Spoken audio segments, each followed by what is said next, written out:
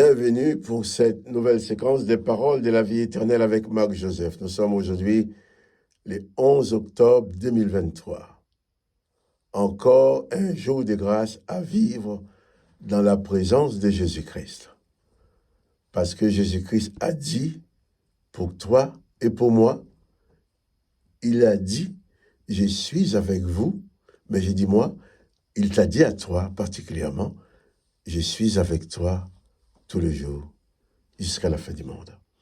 Et cette promesse de Jésus est certaine et véritable. Jésus accomplit sa promesse en t'accompagnant tous les jours dans tout ce que tu fais, en sorte que sa grâce soit toujours dans ta vie, sa paix soit toujours dans ta vie, quelles que soient les circonstances. Jésus n'a pas dit que tu n'auras pas de problèmes à affronter, à résoudre. Jésus-Christ n'a pas dit que tu n'auras pas de soucis. Jésus-Christ n'a pas dit que tout le monde sera gentil autour de toi. Au contraire, il a dit, tu auras des persécutions. Mais la chose importante qu'il faut se rappeler à chaque instant, c'est que Jésus a surtout dit, je suis avec toi tous les jours jusqu'à la fin du monde. C'est pour ça, chaque matin, je ne me lasserai jamais de venir te le répéter, que tu le saches, que tu n'oublies jamais que Jésus-Christ est avec toi et que tu n'es jamais tout seul, et jamais abandonné. La présence de Jésus-Christ est là pour toi. Et c'est pour toi. Chaque jour est pour toi. Un jour de grâce, un jour de bénédiction. Je ne connais pas ton emploi du temps.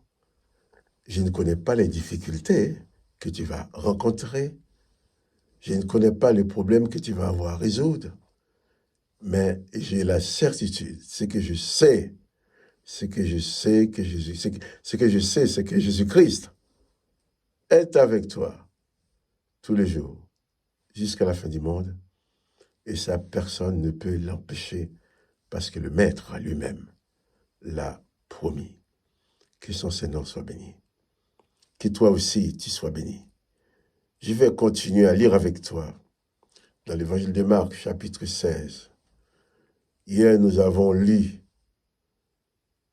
ces passages qui nous montrent les femmes qui sont entrées dans le tombeau, qui ont reçu le message, Jésus-Christ s'est ressuscité. Il précède ses disciples en Galilée. Nous avons lu que Jésus a confié le premier message après sa résurrection, a été confié à des femmes. Il n'y avait pas d'hommes sur place, de toute façon. Eh bien, si Jésus l'a confié à des femmes, j'ai expliqué que les femmes avaient non seulement les droits, même les devoirs de prêcher l'évangile. Parce que Jésus leur a confié le message de la résurrection. Nous allons lire dans Marc chapitre 16, à partir du verset 9. Jésus étant ressuscité le matin du premier jour de la semaine, apparut d'abord à Marie de Magdala, de laquelle il avait chassé 7 démons. Elle alla porter la nouvelle à ceux qui avaient été avec lui et qui s'affligeaient et pleuraient. Voilà. Jésus ressuscité. La personne qu'elle a trouvée pour apporter le message. Mais c'est Marie de Magdala qui a été le premier au tombeau. Et cette femme s'est attachée à Jésus. Elle se souvient que Jésus avait chassé 7 démons de sa vie. 7 démons qui tourmentaient une seule femme. Donc, Jésus, voyant que cette femme était là, elle était présente, tandis que les autres s'affligeaient et pleuraient dans leur coin avec la peur au ventre.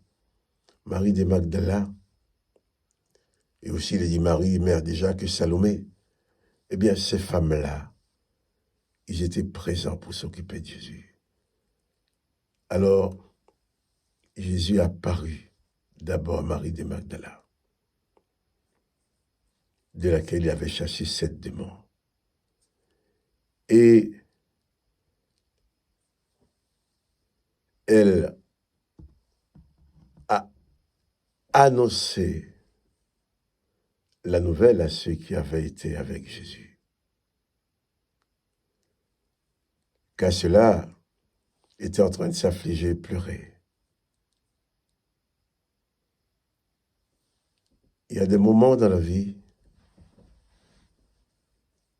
des gens qui pleurent, qui sont affligés, qui sont dans la peur, ont besoin de recevoir une bonne nouvelle. Vous savez, il y a des gens qui n'ont pas l'habitude de recevoir de bonnes nouvelles. Ils sont affligés. Peut-être quelqu'un recevra comme nouvelle. Quand quelqu'un toque à la porte, il demande si ce n'est pas un huissier qui vient pour leur réclamer de l'argent. D'autres, on tape à la porte, mais qu'est-ce qui se passe? J'ai peur, qui êtes-vous? Qu'est-ce que... Ils n'ont pas l'habitude de recevoir de bonnes nouvelles. Ils étaient affligés, ils pleuraient. Pour eux, quelle bonne nouvelle, à quelle bonne nouvelle pourrait-il espérer?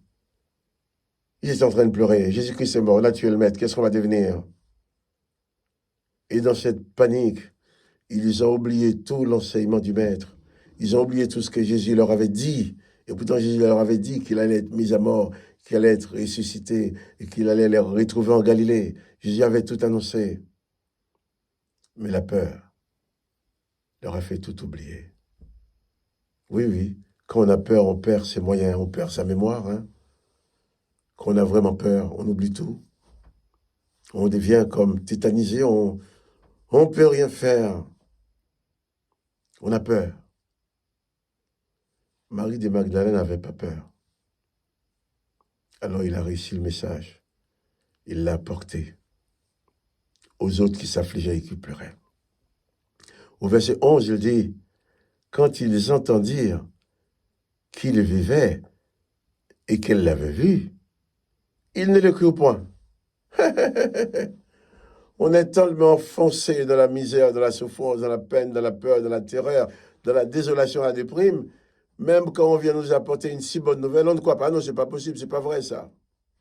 C'est pas vrai. Pourquoi?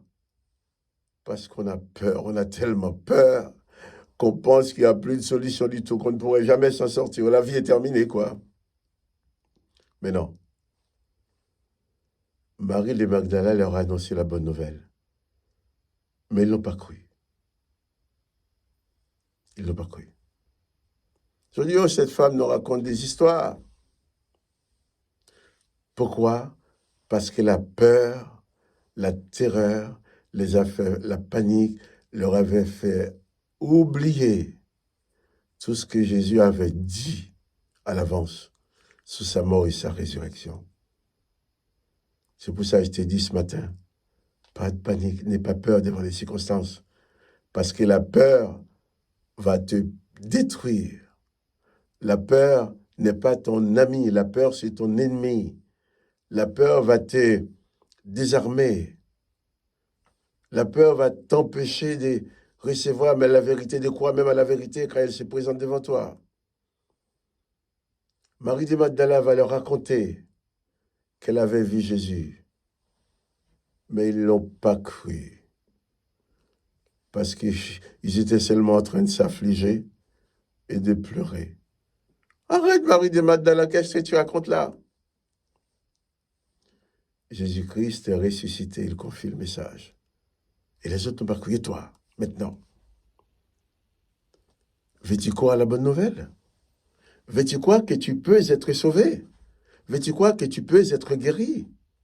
Veux-tu croire que tu peux avoir la solution à ces problèmes qui te taraudent? Tu as tellement peur, tu n'arrives pas à croire. Mais bannis la peur et place ta foi en Jésus-Christ. Bannis la peur, bannis cet état d'épouvante, cet état de panique. Il faut chasser tout ça. Et place ta confiance en Jésus-Christ. Et c'est là ta solution. C'est là la solution de ton problème. balaye la peur, chasse la peur de ta vie et place Jésus-Christ dans ta vie. Et ça change tout. Oui, ça change tout. Les femmes ont été, Marie de Magdala particulièrement a été parlée aux autres pour leur dire Jésus est ressuscité. Ils ne l'ont pas cru à cause de la peur. Donc toi aussi, j'ai envie de te dire, je t'en supplie, ne te laisse pas paralyser par la peur. La peur va te faire déraisonner. La peur va te faire perdre tes moyens, perdre ta capacité de raisonner, ta capacité de voir, de croire ou de faire les choses. Réalise surtout que Jésus-Christ est parfaitement présent dans toute la plénitude de sa puissance dans ta vie.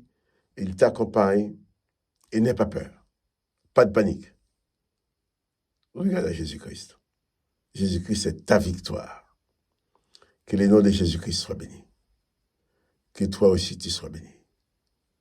Quant à moi, Marc-Joseph, je te demande, si tu aimes cette vidéo, n'oublie pas de donner les petits coups de pouce pour qu'elle soit proposée à d'autres personnes.